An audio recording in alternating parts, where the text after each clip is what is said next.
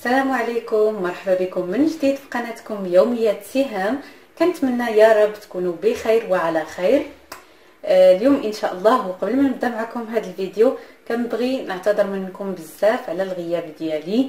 فاخر فيديو اللي درته معكم كان بالمغرب على مشترياتي من بيم، ومن بعدو فجينا لاسبانيا. وكيف ما كيعرفوا المتتبعات الوفيات ديالي فكنتابعني الرحيل والتحوال من الدار لهاد الدار الجديده اللي كرينا واللي سبق ليا ودرت لكم فيها جوله. اللي مازال ما شافتش الفيديو غادي نخلي لكم الرابط هنا اعلى على الشاشه وفي صندوق الوصف.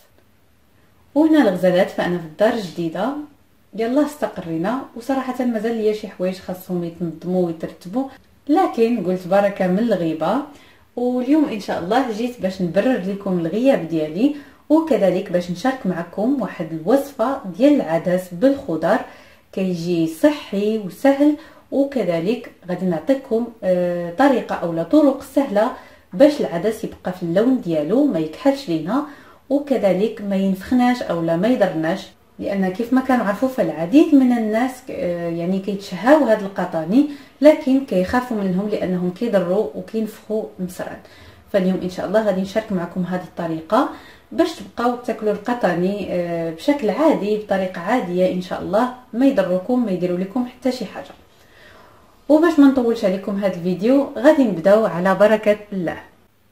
غادي نحتاجوا 250 غرام من العدس. انا هنايا رانا نقيته وغسلته. بالنسبه للكميه ديال العدس فهي اختياريه، يمكن لكم ديروا الكميه على حسب الاشخاص اللي عندكم بالبيت. وما نساوش كذلك ان العدس الكميه ديالو راها كتضاعف بالماء والطياب. غادي نحتاجوا كذلك 3 الفصوص ديال الثوم او 4 على حسب الكبر ديالهم. عندي هنا كميه ديال القزبر والمعدنوس. بالنسبه لي انا كنغلب المعدنوس على القزبر، ولكم الاختيار كل واحد وشنو كيعجبو. عندي حبه ديال البصل صغيره هنايا اولا متوسطه الحجم على حسب الكميه ديال العدس اللي غادي ديروا. 2 الحبات ديال الجزر اولا حبه كبيره. غنحتاجوا الطماطم 3 الحبات صغار اولا 2 كبار. غنحتاج كذلك القرعه حمراء، نصف حبه ديال القرعه خضراء. بالنسبه للخضر فكيبقاو اختياريين، يمكن لكم تستعملوا اي حاجه عندكم في الثلاجه، يمكن لكم تضيفوا مثلا اللفت، يمكن لكم تستغنوا على القرعه حمراء او تكتفيوا فقط بالقرعه خضراء وخيزو اللي بغيتوا، يعني اللي كان متوفر عندكم ماشي مشكل. وغادي نحتاجوا كذلك لهاد الطريف ديال الحامض غير راس بهذا الشكل، نخليوه بالقشره ديالو. فهاد الحامض اولا الليمون الدور ديالو هو يخلي لنا العدس في اللون ديالو يعني ما يكحلش، وكيبقى لنا المنظر ديالو زوين، وكيعطينا كذلك واحد النكهه مميزه فاش كيطيب لنا العدس ديالنا. والحاجه المهمه هو انه كيساعد الجسم على الامتصاص ديال الحديد بشكل جيد وكنستافدوا منه اكثر. لذلك دائما حاولوا انكم تضيفوا الليمون اولا الحامض للعدس. غادي نحتاجوا كذلك التوابل. بالنسبه للتوابل عندي هنا ملعقه صغيره ديال الكمون، عندي ملعقه صغيره ديال الخرقوم اولا الكركم، نصف ملعقه صغيره ديال الابزار اولا الفلفل الاسود، وملعقه صغيره ديال التحميره اولا الفلفل الاحمر البابريكا، نصف ملعقه صغيره ديال الزنجبيل اولا سكنجبير، والملح بطبيعه الحال كيبقى على حسب الذوق. غير هو غادي ننتبهوا لواحد الحاجه، هو ان الملح الا ضفناه للقطاني في الاول فهو كيخليهم يقصحوا وما كيطيبوش لينا مزيان، لذلك فنحاولوا اننا نضيفوا فقط نصف الكميه والنصف الاخر اولا البقيه حتى يطيب لينا العدس ديالنا. حاجه اخرى مهمه في التوابل البنات واللي ما عنديش ما متوفرش ليا دابا وهو القزبر اليابس. فهو مهم جدا اذا بغيتوا القطاني ما يضركمش، فدائما ضيفوا واحد الملعقه صغيره ديال القزبر اليابس، فهو حتى هو بحال الكمون حتى هو عنده نفس المفعول طارد زعما الغازات وما كيخليش لينا الانتفاخات. وغادي نحتاج كذلك 4 كاس صغير ديال زيت الزيتون اولا زيت العود اولا الزيت العاديه، استعملوا اللي متوفر عندكم. وصافي هادو هما المقادير البنات. دابا غادي ندوزو لطريقه التحضير. واول حاجه الغزالات هي غادي ناخذوا الجزر اولا خيزو، غادي نبشروه اولا نحكوه بهذه الطريقه هذه يكون رقيق جدا. نفس الشيء غادي نديروه القرعه حمراء، غادي نغسلوها نقيوها نحيدوا من هذيك القشره الخارجيه ديالها اللي كتكون قاصحه، وحتى هي نحكوها. نفس الشيء بالنسبه للقرعه خضراء، وكذلك البصل حتى هو نبشروه اولا نحكوه باش يولي عندنا بهذا الشكل حتى هو رقيق. غنحكو كذلك الطماطم، نحيدوا ليها الزريعه ونحكوها. وهنا عندنا تقريبا المقدار ديال معلقه كبيره عامره ديال القزبر مع المعدنوس. ودابا غادي ندوزو لطريقه التحضير. غادي ناخذ طنجره، يمكن لكم تستخدموا الطنجره ديال الضغط او يعني الكوكوط او الطنجره العاديه على حسب الحراره اللي غادي نطيبوا فيها العدس، وعلى حسب كذلك الوقت اللي عندكم. غادي نوضعوا فيها العدس كيف ما قلت لكم راه نقيناه وغسلناه مزيان. غادي نضيف الطماطم والقزبر مع المعدنوس،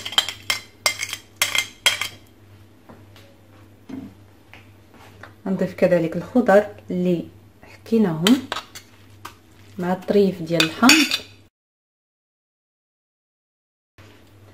وغادي نضيف 3 الفصوص ديال الثومه اللي حكيناهم حتى هما. غادي نخلط هادشي مزيان.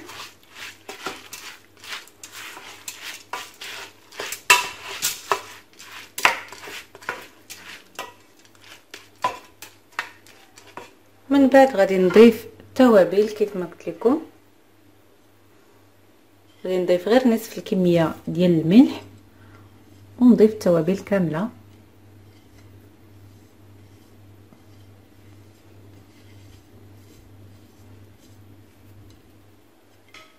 ونضيف تقريبا ربع كاس صغير ديال زيت الزيتون. يمكن لكم تضيفوا الزيت النباتيه ونسبه قليله من زيت الزيتون كذلك اذا ما كانش متوفر عندكم. وصافي هادشي اللي كاين. دابا غادي نخلطوا هاد العناصر.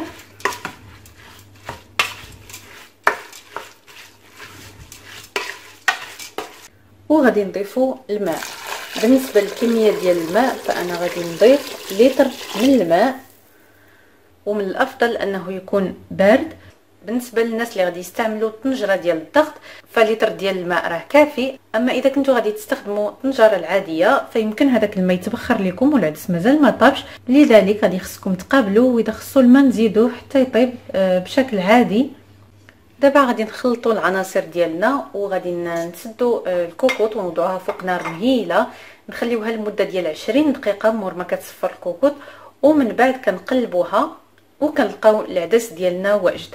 بالنسبه هادشي بالنسبه للعدس اللي طياب. اما اللي ما كيطيبش بالزربه فاذا مازال خصو شويه نزيدوه الماء ونتسناوه حتى يطيب، ماشي مشكل.